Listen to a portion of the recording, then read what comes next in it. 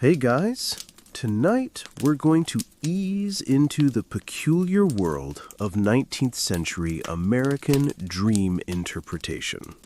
Imagine, for a moment, the soft glow of a gas lamp flickering in a quiet bedroom, the gentle creak of a wooden floorboard, and outside, perhaps, the distant hoot of an owl. You've just drifted off to sleep, and as the night deepens, your mind begins to conjure the most extraordinary images, scenarios, and sensations. What do they mean?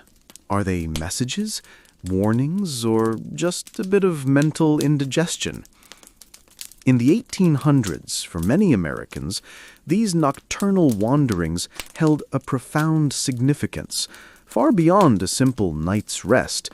They were seen as keys to understanding the future, diagnosing ailments, or even revealing hidden truths about one's character. Now, you probably won't survive a night without a proper internet connection these days, let alone deciphering your dreams with a well-worn copy of a dream dictionary. So before you get comfortable, take a moment to like the video and subscribe, but only if you genuinely enjoy what I do here. And if you're feeling up to it, tell me in the comments where you're listening from and what time it is for you right now. It's always fascinating to see how far our little community stretches across the globe. Now, dim the lights, maybe turn on a fan for that soft background hum, and let's ease into tonight's journey together. You're a 19th century American, perhaps living in a bustling city like New York or a quiet rural town in Ohio. As the sun dips below the horizon, bringing with it the cool evening air, you settle into your bed, a simple affair, maybe a feather mattress if you're lucky, or straw if you're not. There are no glowing screens to lull you to sleep, no endless scrolling. Instead, your world is lit by candles, lanterns, and the moon, casting long, dancing shadows on the walls. The sounds of the day, the clatter of horse-drawn carriages, the shouts of street vendors, the ringing of church bells, gradually fade, replaced by the chirping of crickets or the gentle rustling of leaves outside your window.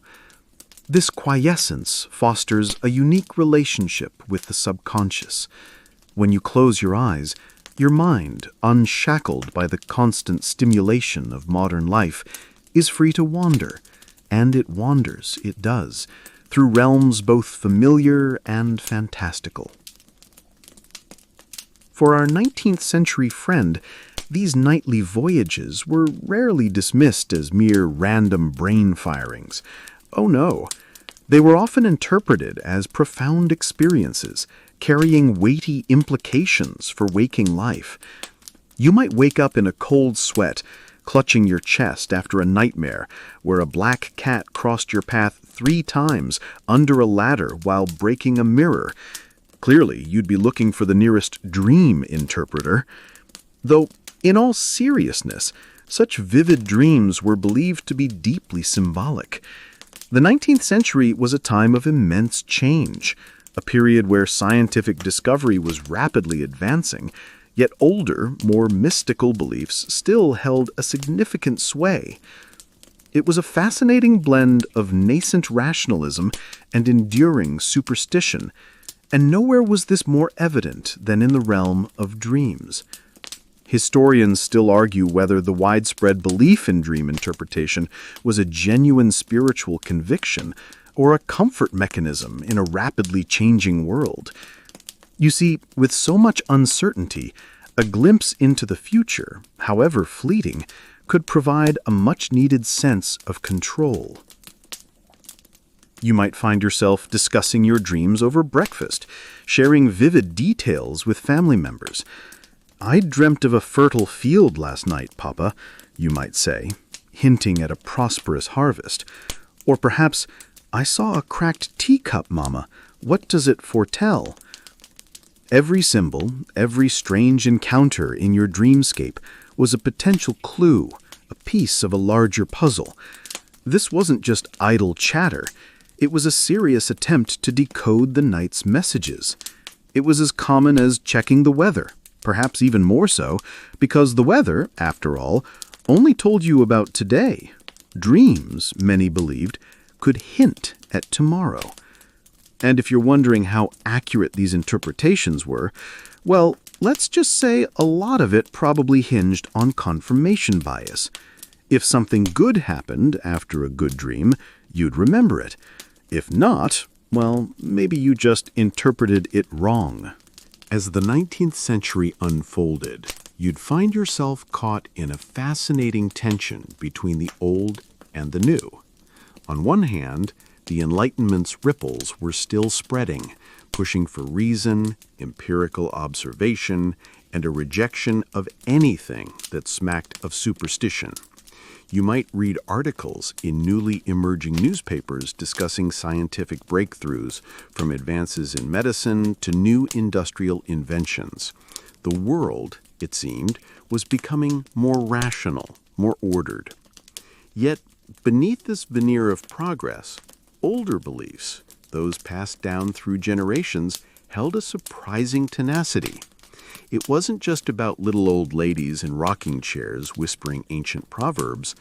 These were deeply ingrained cultural patterns. You'd see it in the enduring popularity of almanacs, which, alongside weather predictions and planting schedules, often included sections on interpreting signs and omens, not least among them, dreams. Consider, for example, the sheer resilience of folk remedies. While doctors were beginning to understand germ theory, or at least were starting to wash their hands more often, thankfully, your grandmother might still swear by a poultice of mustard plaster for a chest cold, or insist you wear an onion around your neck to ward off illness. Similarly, the belief in the significance of dreams wasn't easily shaken off. It was a comfort, a familiar framework for understanding the unknown, and a personal connection to a world beyond the purely material. A mainstream historical fact you might encounter was the widespread acceptance of phrenology, the belief that bumps on the skull revealed personality traits. If people were willing to believe that, a bit of dream interpretation seemed positively mundane in comparison. This was a time when the boundaries between science, spirituality, and everyday life were far blurrier than they are today. You might attend a lecture on the latest steam engine design in the morning, and then consult a seer about a troubling dream in the afternoon. It wasn't necessarily seen as contradictory. It was simply how the world worked. Historians still argue whether the persistence of these beliefs was a form of cultural inertia or a genuine search for meaning in an increasingly complex world. It's almost as if humanity needed something to cling to when the old certainties were being systematically dismantled. You'd hear whispers of new scientific theories that challenged long-held religious doctrines, creating a vacuum that older, comforting beliefs were quick to fill. It was a bit like trying to navigate a ship with a newfangled compass and an old, trusty sextant. You might use both just in case. Think about the pace of life then. It was slower, more attuned to natural rhythms. Without electric lights, your day was governed by the sun. Without constant noise, your internal world might have felt more amplified. This quiet allowed for more introspection, more space for your dreams to echo in your waking thoughts. You wouldn't be instantly distracted by a notification on your phone after a vivid dream. Instead, you'd mull it over, turning it around in your mind, seeking its hidden message. A quirky tidbit is the belief that if you couldn't remember a dream, it was often because a mischievous fairy or spirit had stolen it from your mind before you woke. A convenient explanation, if you ask me, for those mornings when your brain just refuses to cooperate. So, while new technologies were shrinking the world and new ideas were challenging old wisdom, The human desire to understand the inexplicable, especially the mysteries of the dreaming mind, remained as strong as ever. It's almost quaint to imagine a world where your most pressing question after waking up wasn't, "Did I charge my phone?" but "What on earth did that flying pig mean?" Stepping back further into the foundations of 19th century American dream interpretation, you'd quickly find yourself immersed in its deep biblical roots. For a largely Christian nation, the Bible wasn't just a sacred text, it was a foundational document for understanding the world, including the mysterious realm of dreams. Think about it. From Genesis to Revelation, dreams pop up repeatedly, often as direct divine communications. Joseph interpreting Pharaoh's dreams of fat and lean cows, Daniel deciphering Nebuchadnezzar's troubling visions, or Peter's vision of the sheet descending from heaven. These weren't just stories, they were precedents. They taught that dreams could be legitimate channels for God's messages, warnings, or guidance. This belief wasn't merely a quaint historical footnote.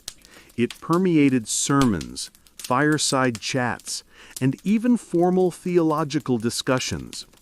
Ministers might incorporate dream anecdotes into their Sunday sermons, drawing parallels between ancient biblical dreamers and contemporary experiences. You, as a 19th century American, would have been raised with these stories, imbuing dreams with an inherent sense of importance and potential profundity. It wasn't just a flight of fancy. It was a deeply ingrained cultural assumption that your dreams could mean something because the good book said so. And if the Bible said something, well, who were you to argue? Of course, interpreting these biblical precedents wasn't always straightforward.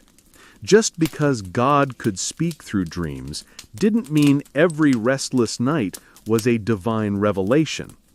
This led to a fascinating proliferation of different interpretations and systems. Some focused on literal readings. If you dreamt of a flood, perhaps a real flood was coming. Time to move to higher ground. Others favored symbolic interpretations, where the flood represented an overwhelming emotional experience or a cleansing. This is where the wisdom of local elders, family tradition, and eventually printed dream dictionaries came into play. A quirky tidbit you might discover is that some interpretations were highly specific, like dreaming of a white horse meaning a speedy marriage, while a black horse might mean a slower, more difficult union. It seems even your equine choices in slumber had social implications. Historians still argue whether the emphasis on biblical dream interpretation reinforced religious piety or if it was a more pragmatic way for people to seek answers in an uncertain world, using a familiar framework. Perhaps it was a bit of both. You wanted guidance, and the most trusted source at your disposal was the Bible, which conveniently offered a template for understanding these nocturnal narratives. It provided a sense of order in a world that often felt chaotic, a divine whisper amidst the daily din. So when you woke from a particularly vivid dream, your first thought might not have been, "I need to analyze my subconscious," but rather, "Is God trying to tell me something?" It was a natural jump given the cultural context. This was before Freud was even a twinkle in his parents' eyes, let alone publishing his theories on dream analysis. For now, the divine realm was the primary lens through which the average American understood their dreams. And frankly, it sounds a lot less complicated than trying to figure out your Oedipus complex before your morning coffee. With the widespread belief in dreams as significant messages, it was only natural that the 19th century saw a booming market for popular dream dictionaries. You wouldn't just rely on grandma's anecdotes or the local preacher's sermon for guidance. Instead, you could purchase a neatly bound volume, often with ornate covers, that promised to unlock the cryptic language of your slumber. These books were ubiquitous, found in general stores, bookshops, and even peddled by traveling salesmen across the American landscape. Think of them as the self-help books of their era, but for your nocturnal wanderings. These dream dictionaries were fascinating compilations of symbols and their purported meanings. You might dream of a snake, for instance, and turn to the S section to find it could mean betrayal, cunning, or perhaps even healing, depending on the context. Dreaming of teeth falling out? A common one, even today. In the 19th century, it might signify a loss of status, a financial setback, or simply anxiety about your appearance. The sheer variety of interpretations for a single symbol could be bewildering, but it also offered a certain flexibility. If one meaning didn't quite fit your waking life, you could always pick another that did. A mainstream historical fact is that many of these dream dictionaries drew heavily on ancient European and Middle Eastern folklore, blending it with biblical references and contemporary concerns. They weren't exactly scientific treatises, but they served a very real human need for meaning and guidance. The language within these dictionaries was often colorful and declarative, leaving little room for ambiguity, even if the actual interpretations felt a bit like a choose-your-own-adventure story. To dream of flying signifies a rise in fortune, one might confidently state, while another declared, if you dream of water, clear water denotes happiness, troubled water, sorrow. It was a comforting simplicity in a world that was becoming increasingly complex. You could consult your trusty volume, find the relevant entry, and feel a surge of understanding, or at least a sense of having done your due diligence in deciphering the night's cryptic messages.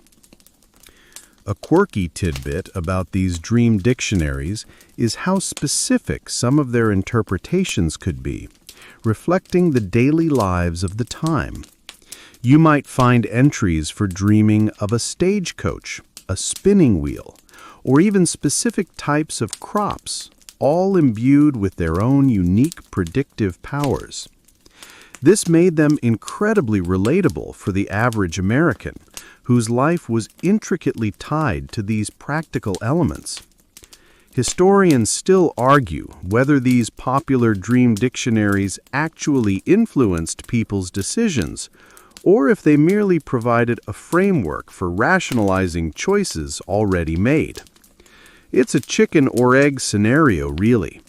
Did you interpret your dream to confirm a suspicion you already had, or did the dream dictionary genuinely spark a new course of action?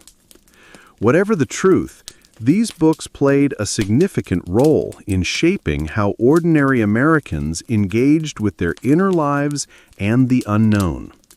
They were the original Google for your dreams, long before the internet existed, providing quick, if not always accurate, answers to your deepest subconscious questions. And let's be honest, trying to find an answer to your weird dream about talking squirrels in a dusty old book sounds far more charming than typing it into a search bar. While 19th century America was awash with popular dream dictionaries drawing on old folklore and biblical tales, a groundbreaking, albeit nascent, shift was quietly brewing that hinted at Freud before Freud. You see, Long before Sigmund Freud penned his seminal work on dream analysis at the turn of the 20th century, there were already thinkers, writers, and even ordinary people who began to glimpse the idea that dreams weren't just messages from external forces like deities or spirits, but rather reflections of your own internal world. This was a radical departure, a gentle nudge towards the notion of a subconscious mind. It wasn't a fully articulated psychological theory, of course, but you'd find inklings of it in various places. Perhaps you'd read a philosophical essay suggesting that dreams were the mind's way of processing the day's events, or a medical text proposing that certain dreams were indicators of internal bodily states. People started to notice patterns. Perhaps anxieties about money led to dreams of poverty, or hopes for a new relationship conjured images of romantic encounters. This wasn't divine intervention. This was you, in your sleep, working things out. A mainstream historical fact is that many prominent transcendentalists of the era, such as Ralph Waldo Emerson and Henry David Thoreau, explored the inner self and its connection to nature, inadvertently laying some philosophical groundwork for later psychological inquiry into the individual's mind, including its dreaming aspect. They encouraged introspection, urging you to look inward for truth, which naturally extended to the mysterious landscapes of your own dreams. This burgeoning awareness of the personal dimension of dreams wasn't always clear-cut. It often coexisted with the older, more mystical interpretations. You might still consult your dream dictionary to see if dreaming of a black cat meant bad luck, but simultaneously wonder if your recent worries about a business venture were manifesting as anxieties in your sleep. It was a gradual evolution, a slow dawning of understanding that the dream world wasn't just a window to the cosmos, but also a mirror reflecting your own hidden thoughts and feelings. Historians still argue whether this early psychological understanding of dreams was a natural progression from spiritual interpretations or a completely separate intellectual current. It's almost as if the human mind was itching to understand itself, and dreams provided a convenient, albeit often bizarre, starting point. A quirky tidbit from this period is the idea, found in some medical pamphlets, that certain dreams were caused by specific foods eaten before bed. So if you had a particularly vivid nightmare after a heavy meal of cheese, the conclusion wasn't, "I have repressed trauma," but rather, "That Munster really disagreed with me." While comical to us now, it was an early attempt to link internal bodily states with dream content, moving away from purely supernatural explanations. So even as you navigated the bustling streets of 19th century America, reading about scientific marvels and social reforms, you were also living through a quiet revolution in understanding the human mind. Your dreams, once seen as purely external messages, were slowly but surely beginning to be recognized as deeply, undeniably yours. It was like realizing that the echoes you heard weren't coming from a distant cave, but from your own wonderfully complex skull. Now let's explore how these dream insights weren't just for academic pondering. They had very real, very practical applications in the daily lives of 19th century Americans. For many, dreams weren't a passive experience to be dismissed upon waking, but rather a tool, a personal oracle for navigating the uncertainties of their world. You might wake up from a dream and genuinely consider its message before making a significant decision, much like you might check the weather forecast today before deciding what to wear. Imagine you're a farmer in the American Midwest, dependent on the whims of nature for your livelihood. A dream of a bountiful harvest, overflowing with golden grain, might instill confidence in your planting decisions, perhaps encouraging you to invest a little more in seeds or labor. Conversely, a dream of blight or withered crops might lead you to adjust your plans, perhaps consult with neighbors, or even alter your planting schedule. It wasn't about blindly following every nocturnal suggestion, but rather using dreams as another layer of information, another piece of the puzzle. A mainstream historical fact is that almanacs, widely read across rural America, often included sections not just on planting by moon phases, but also on dream omens related to agricultural success. This intertwined the practicalities of farming with the mystical elements of dream interpretation. This practical application extended beyond the fields. If you were a merchant contemplating a new business venture, a dream of success, perhaps seeing your shop bustling with customers or money flowing freely, might give you the courage to proceed. A dream of ruin or a collapsing building, however, might make you reconsider, or at least approach the venture with extreme caution. It was a form of risk assessment, albeit one steeped in symbolism rather than spreadsheets. Historians still argue whether these dream-influenced decisions were truly beneficial or if they primarily served to reduce anxiety in the face of uncertainty. Was it genuine insight or just a psychological coping mechanism? Either way, for the individual, the dream felt real and potent. A quirky tidbit is the belief that dreaming of fish, especially fresh, swimming fish, was an excellent omen for financial prosperity. So if you were a struggling shopkeeper, you might secretly hope for a fishy dream to buoy your spirits and perhaps your bank account. Conversely, dreaming of losing your teeth was often interpreted as a warning of impending financial loss or social humiliation. You'd probably want to avoid that one right before signing a big contract. So you see, your subconscious was effectively giving you a thumbs up or a thumbs down on your daily endeavors, a kind of internal guidance system, albeit one that spoke in riddles. It's almost charming to think of people relying on their dreams for such practical advice, isn't it? It certainly beats a 12-step program or a life coach.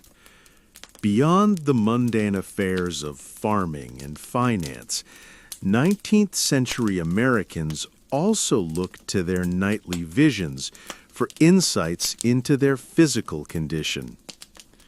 The concept of health and nocturnal visions was deeply intertwined, reflecting a holistic view of the human body and mind that predated modern medical specialization. You weren't just a collection of organs. You were a complex being where your dreams could serve as a diagnostic tool, a whisper from your internal workings. Imagine waking with a dull ache in your side. Instead of immediately rushing to a doctor, who might be miles away and rather expensive, you might first recall your dreams from the previous night. Did you dream of murky water? Perhaps a broken vessel? Such imagery, in the popular belief, could point to an imbalance within your body, a blockage, or an impending illness. It was a more intuitive approach to well-being, where your subconscious was believed to be sounding an alarm long before your waking mind fully registered the symptoms. A mainstream historical fact is that humoral theory, which suggested that health was determined by the balance of 4 bodily fluids, blood, phlegm, black bile, and yellow bile still held considerable sway.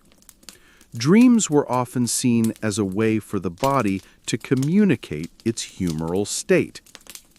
This belief meant that certain dreams were taken as direct warnings.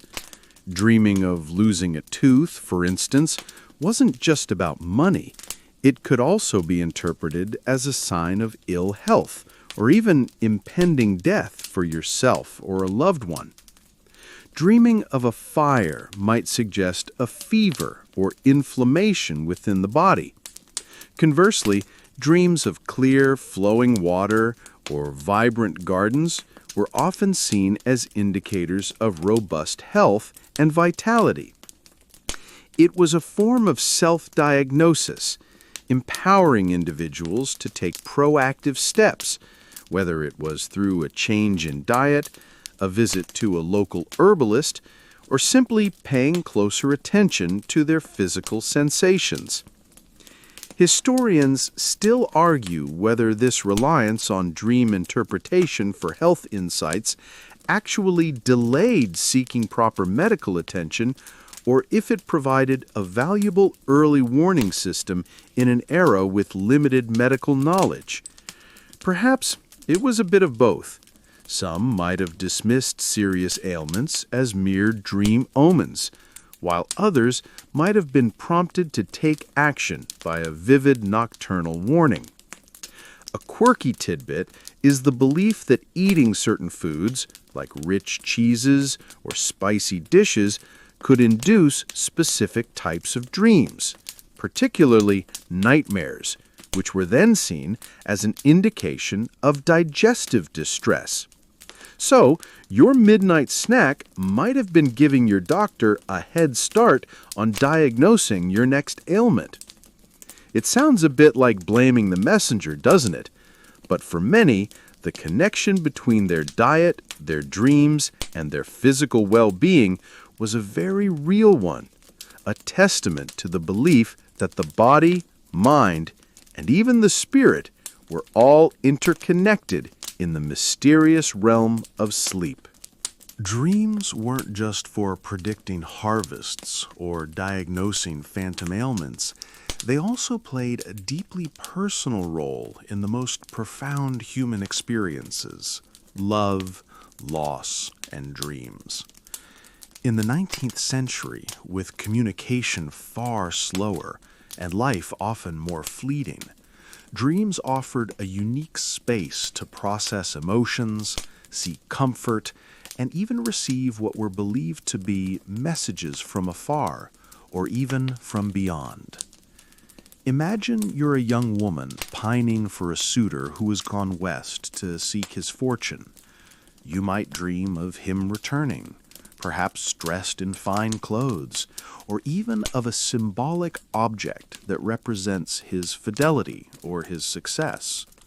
These dreams, though perhaps wish fulfillment, were often interpreted as genuine omens or even direct communications from your beloved's subconscious mind.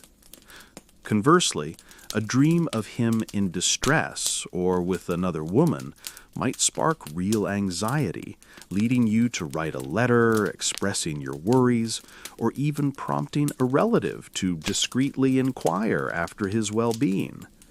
Dreams were, in a way, a substitute for instant messaging, offering a glimpse into the emotional landscape of others, even if that landscape was a projection of your own desires and fears.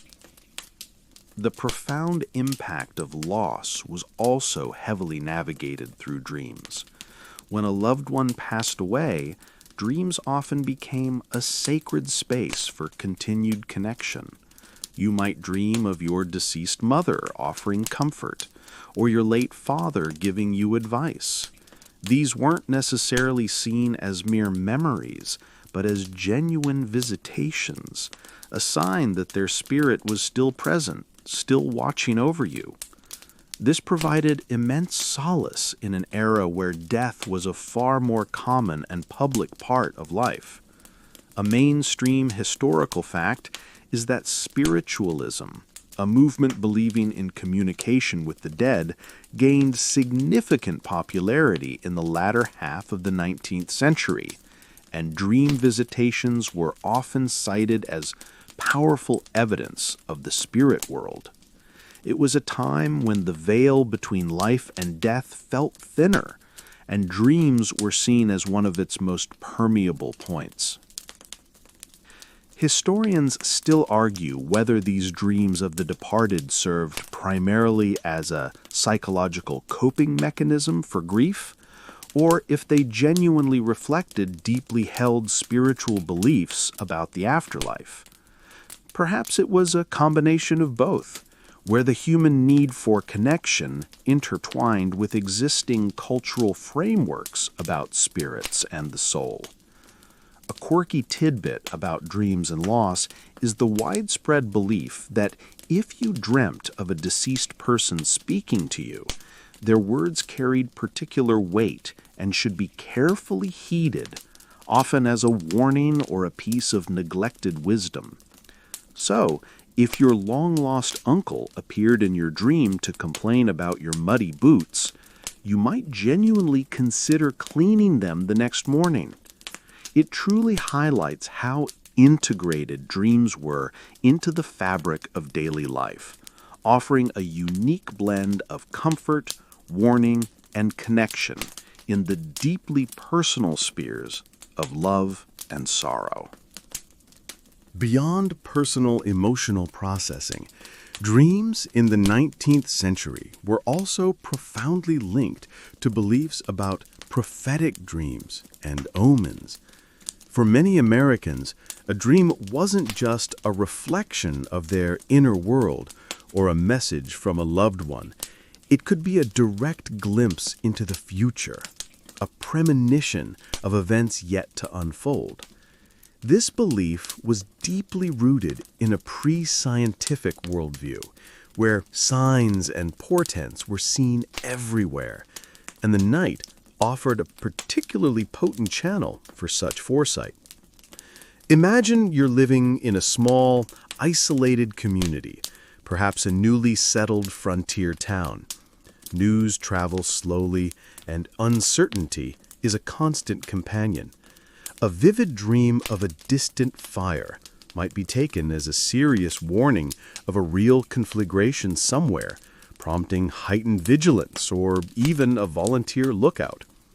Or a dream of a specific individual falling ill could lead you to check on them, attributing any subsequent malaise to your nocturnal vision. It was a kind of informal early warning system, however fallible, that people felt they could access. A mainstream historical fact is that throughout the 19th century, tales of prophetic dreams were widely shared in oral traditions and even printed in local newspapers, often recounted as factual accounts of future events foretold. These weren't just superstitions whispered in the dark. They were part of the shared cultural narrative. The interpretation of these prophetic dreams often hinged on symbolism, similar to dream dictionaries we discussed earlier, but with an added layer of urgency. If you dreamt of a broken bridge, it might not just mean a personal setback. It could be a warning of an actual infrastructure failure or a social rift in your community. Dreaming of calm waters might foretell a peaceful journey or a period of tranquility, while stormy seas promised turmoil. Historians still argue whether the widespread belief in prophetic dreams offered genuine psychological comfort to people facing uncertain futures, or if it sometimes led to unnecessary anxiety and misinterpretations. It's a delicate balance between hope and paranoia, isn't it? A quirky tidbit from this era is the belief that if you were to interpret a dream and speak its interpretation aloud before breakfast, you could nullify any negative omens. So, if you had a particularly unpleasant dream about, say, a flock of angry geese chasing you down the street, a common enough fear, I'm sure, You'd better wake up early and declare its meaning before your first cup of coffee. It sounds like an ancient undo button for bad dreams, doesn't it? This practice highlights the active role individuals took in trying to manage their dream-derived anxieties. So, as the nation expanded and technology advanced, the human desire to peek behind the curtain of the future, to gain some small advantage over the unknown, found a powerful, if sometimes perplexing avenue in the world of prophetic dreams. You weren't just sleeping. You were perhaps gazing into tomorrow. As the 19th century progressed, a powerful intellectual current began to challenge these folkloric and biblical interpretations of dreams. The rise of rationalism. This wasn't a sudden storm, but a gradual erosion, a slow shifting of the intellectual sands. The Enlightenment, with its emphasis on reason, empirical evidence, and scientific inquiry, was finally starting to make significant inroads into everyday thought, chipping away at beliefs rooted in the mystical and supernatural. You'd notice this shift in many aspects of public discourse. New scientific societies were forming, universities were expanding their curricula to include more scientific subjects, and popular lectures on topics like chemistry and astronomy were drawing large crowds. The prevailing sentiment was that the world was understandable through observation and logical deduction, not through cryptic messages from the subconscious or the divine. If something couldn't be proven or measured, it was increasingly viewed with skepticism. This burgeoning scientific mindset began to categorize dreams as physiological phenomena, products of the brain at rest, rather than spiritual communications. A mainstream historical fact is the growing influence of figures like Charles Darwin, whose theories on natural selection, though controversial, pushed a worldview based on observable biological processes rather than supernatural intervention, indirectly impacting how people thought about the human mind and its functions, including dreaming. This intellectual tide meant that while old dream dictionaries might still be sold, their authority was beginning to wane among the more educated and urbanized populations. You might still privately cling to a belief in a dream's prophetic power, but perhaps you wouldn't admit it as readily in polite company. The shift wasn't about outright rejection for everyone, but rather a recategorization. Dreams were moving from the realm of the sacred and the prophetic into the domain of the merely psychological or even pathological.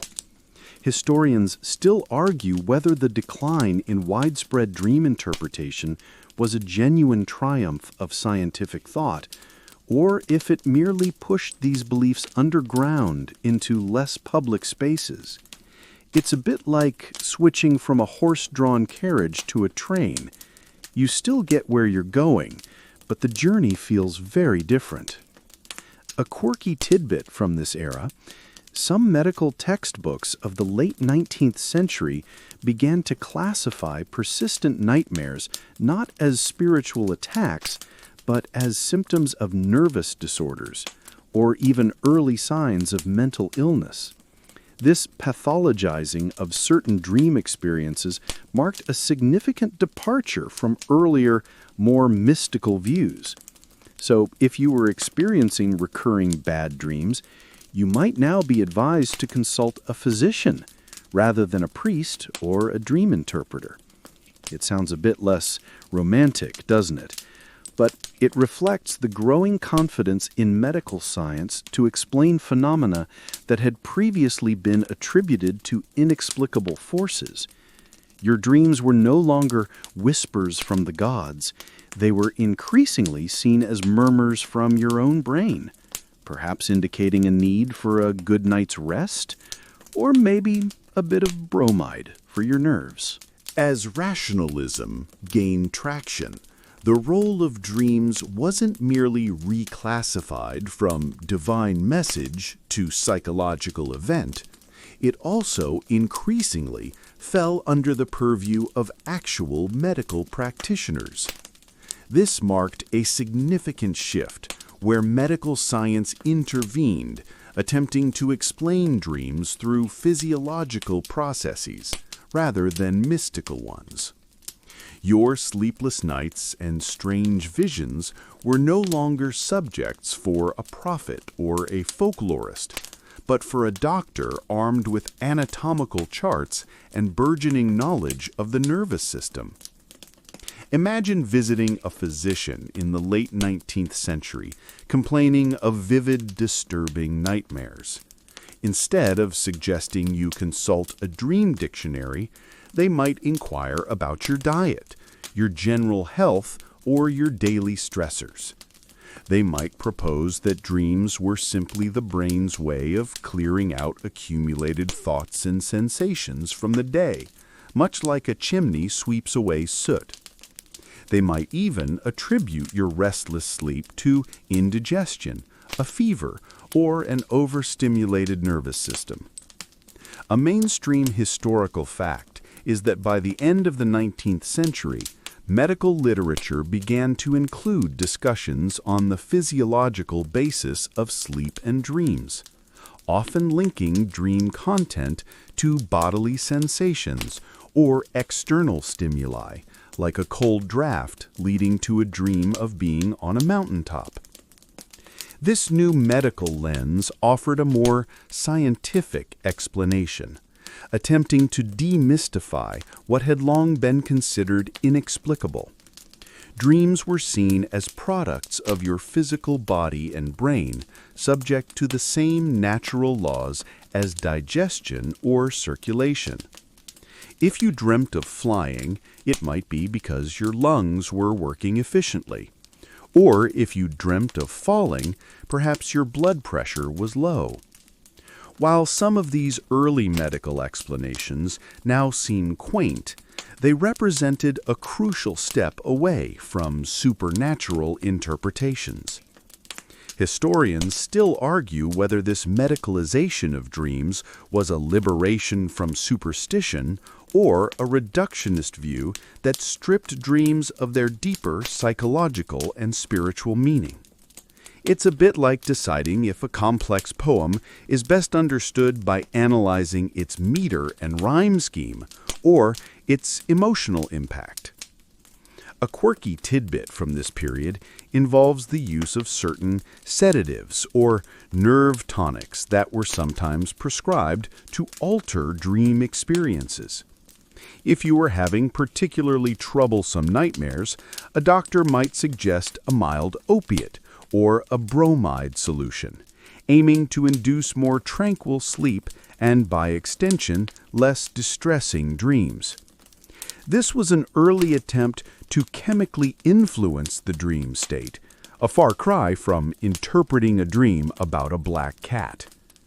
So while you might still occasionally muse over a vivid dream with a friend, the general trend was towards a more empirical understanding.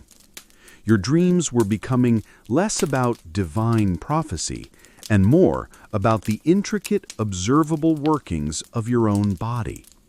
It was a trade-off, perhaps, less magic, but more science. As the 19th century rapidly transformed America, particularly with the growth of cities and industrialization, the changing rhythms of life inevitably impacted the very nature of dreams and how they were perceived. Urbanization's impact on dream experiences wasn't something people consciously analyzed, but it subtly altered the subconscious landscape, shifting what people dreamt about and how they interpreted those dreams. Imagine yourself moving from a quiet rural farm to a bustling metropolis like Chicago or Boston. The sounds of your sleep are no longer just crickets and wind, but the distant rumble of trains, the clang of horse-drawn trolleys, and the constant hum of human activity. Your days are filled with new stimuli, crowded streets, towering buildings, the relentless pace of factory work or office life. All of this sensory input, this constant novelty and stress, inevitably infiltrated the dream world. You might start dreaming of machines, of vast crowds, or of the frantic rush of urban existence, a stark contrast to the pastoral dreams of fields and forests common in earlier generations. A mainstream historical fact is that insomnia, a condition often linked to anxiety and overstimulation, became a more recognized complaint in urban centers during this period, suggesting a direct impact of city life on sleep quality and, by extension, dream content. This shift in dream imagery also subtly altered interpretations. While old dream dictionaries might still list meanings for harvest or livestock, what did a dream of a steam engine or a telegraph wire mean? New urban anxieties began to surface in dreams: fears of financial ruin in the cutthroat business world, anxieties about anonymity in vast cities, or the pressure of societal expectations. Historians still argue whether the increased complexity of urban life led to more complex, multi-layered dreams, or simply a greater difficulty in interpreting them with traditional methods. It's a bit like trying to fit a square peg into a round hole. The old wisdom didn't always neatly apply to the new realities. A quirky tidbit from this period is the occasional appearance in dream interpretation guides of symbols related to new technologies. Dreaming of a train, for instance, might be interpreted as rapid progress or an unstoppable journey, while a dream of a broken clock could signify lost time or missed opportunities in the fast-paced urban environment. So your subconscious was, in its own peculiar way, keeping up with the times, even if the methods for deciphering its messages were still catching up. As you trudged through the gaslit streets, navigating the social complexities of city life, your dreams were also evolving, a personal reflection of a nation in constant flux, moving from agrarian simplicity to industrial might, one strange, vivid dream at a time. Amidst the scientific advancements and burgeoning rationalism, the 19th century also witnessed a powerful resurgence of interest in the spiritual realm, particularly with the rise of spiritualism and the beyond. This movement, which gained immense popularity, especially in the latter half of the century, profoundly influenced how many Americans understood their dreams, viewing them not just as internal phenomena, but as a vital bridge to communicating with the deceased. Imagine the profound grief of losing a child, a spouse, or a parent in an era with high mortality rates. Traditional religious comforts might feel insufficient. This is where spiritualism offered a compelling alternative, the promise of direct communication with those who had passed on. Seances became common, mediums were sought after, and manifestations of spirits, from rapping sounds to full-body apparitions, were widely reported and believed. Dreams, in this context, were seen as a natural, often more accessible channel for ghostly encounters.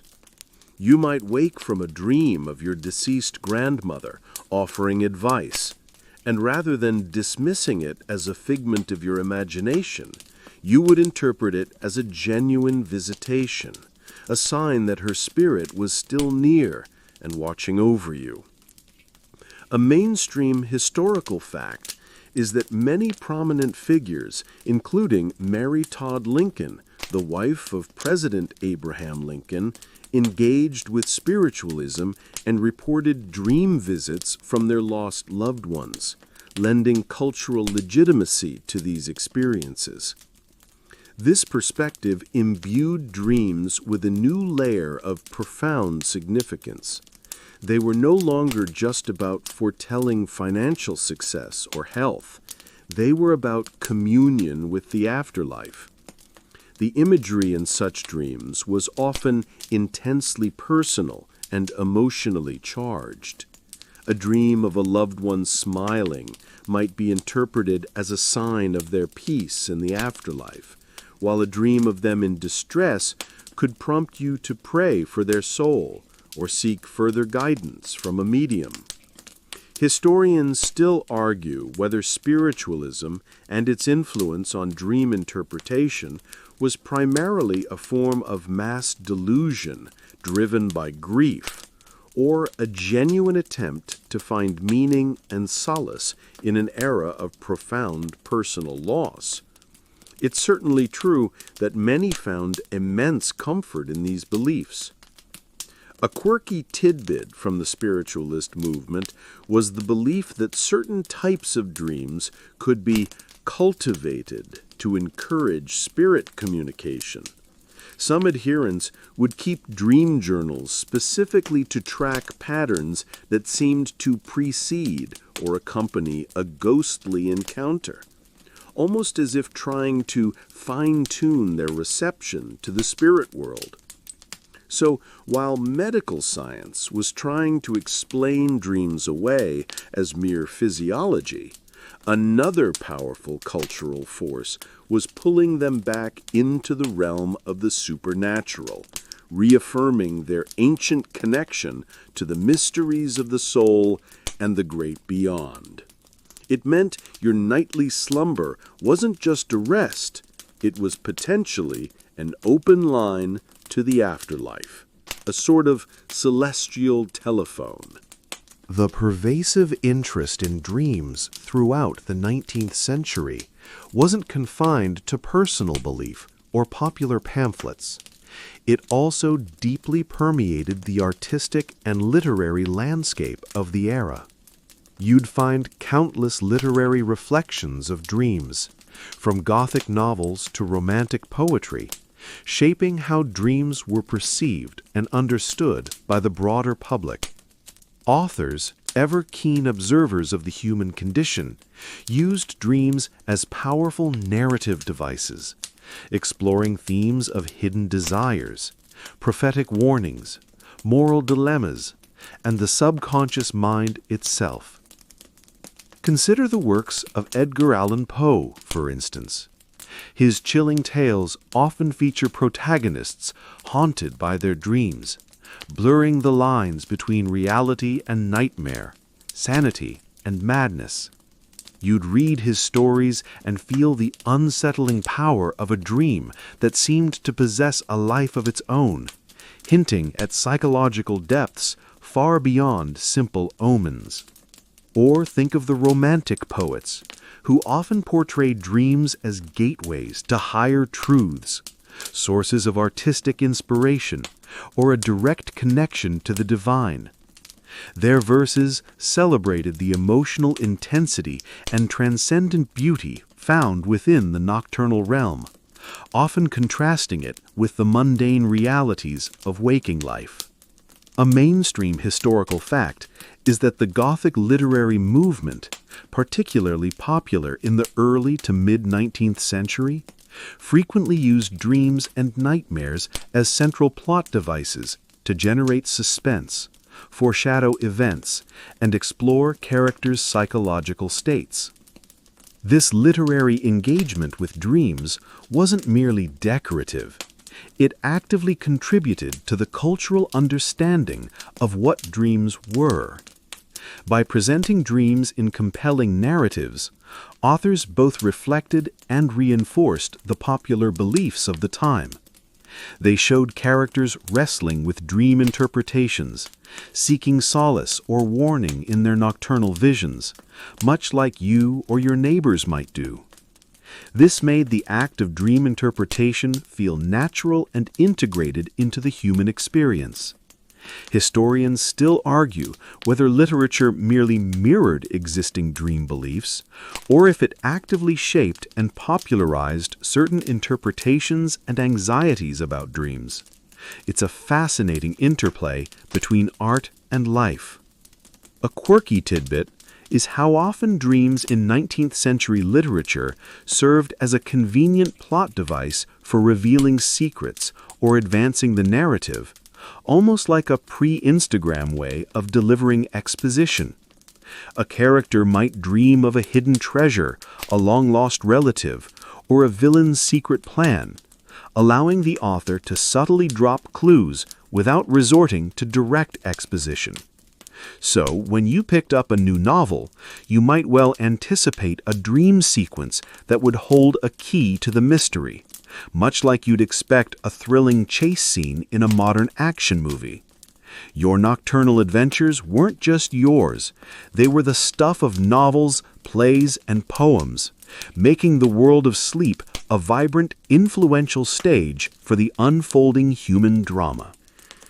As the 19th century drew to a close and the 20th century dawned, a significant shift occurred in the collective American consciousness regarding dreams. The widespread, almost commonplace, practice of seeking meaning in every nocturnal vision began its gentle farewell to folkloric dreams. It wasn't an abrupt abandonment, but a gradual fading, a quiet reclassification of dreams from mystical messages to mere psychological phenomena. You see, the intellectual currents we've discussed, the rise of scientific rationalism, the medicalization of mental processes, and the increasing focus on the individual psyche, steadily diminished the public's reliance on traditional dream interpretation. Freud's influential theories, soon to be published, would offer a new, secular framework for understanding dreams as expressions of repressed desires and unconscious conflicts, rather than divine omens or spiritual visitations. This new paradigm, while still complex, was rooted in human psychology, not in the supernatural. A mainstream historical fact is that by the early 20th century, the cultural emphasis on dreams shifted markedly from communal, symbolic interpretations to individual, Freudian-influenced psychological analysis, often requiring the guidance of trained professionals rather than a simple dream dictionary. The old dream dictionaries, once ubiquitous, became quaint relics, collected more for their historical curiosity than for practical guidance. The local seers and dream interpreters found their client base dwindling, replaced by neurologists, psychiatrists, and eventually psychoanalysts. The rich tapestry of shared dream meanings, where a black cat or a broken tooth held universal significance, began to unravel, replaced by the notion that your dreams were unique to you, reflecting your personal history and neuroses. Historians still argue whether this shift was ultimately beneficial, leading to a deeper understanding of the individual mind, or if it stripped away a comforting and communal way of making sense of the mysterious world of sleep. Perhaps it was a necessary step, but it certainly took some of the magical whimsy out of waking up. A quirky tidbit that underscores this fading belief is the growing popularity of sleep hygiene advice in the late 19th and early 20th centuries. Instead of interpreting a bad dream, you might be advised to sleep in a well-ventilated room, avoid heavy meals before bed, or ensure your mattress was comfortable. The focus moved from deciphering the dream's meaning to simply ensuring you had a good night's rest, free from disturbances. So you went from pondering what your dream meant for the future to simply hoping you didn't snore. It seems a less adventurous, but perhaps more practical outcome. The grand symbolic narratives that once illuminated your sleep slowly receded, replaced by the more mundane, albeit fascinating, workings of your own mind. The age of the universal dream symbol was largely over, replaced by the dawning era of psychological introspection. And so, As the gas lamps dim, and the last echoes of horse-drawn carriages fade into the quietude of the night, we too gently draw our journey to a close. Take a deep, calming breath, allowing the sounds of your surroundings to become a soft, distant hum. Remember the quiet bedrooms where ancestors pondered their nocturnal visions, the flicker of candlelight casting long shadows, and the comforting belief that even in sleep there was meaning to be found. Allow your thoughts to slow, like a river gently flowing to the sea, carrying away any lingering worries or restless energies.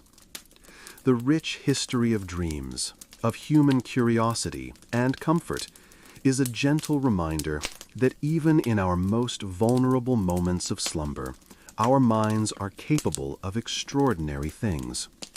Feel yourself drifting, softly, safely, into that quiet space where conscious thought gives way to peaceful rest. Let the ancient whispers of dream interpreters, the scientific murmurings of the mind, and the simple beauty of historical continuity lull you into a deep and restorative sleep.